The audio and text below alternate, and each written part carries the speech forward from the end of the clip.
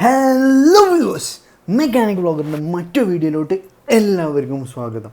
ഇന്ന് നമ്മൾ ചെയ്യാൻ പോകുന്നത് മുമ്പ് ചെയ്തതുപോലെ 0 to 100 ഈ കാറ് എത്ര സമയം കൊണ്ട് പോകുമെന്നാണ് നോക്കുന്നത്.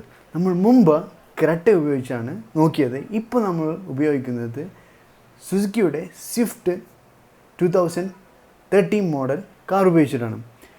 അപ്പോൾ നമുക്ക് നോക്കാം ഈ കാറ് 0 to 100 എത്ര സമയം കൊണ്ടാണ് പോകുന്നതെന്ന്.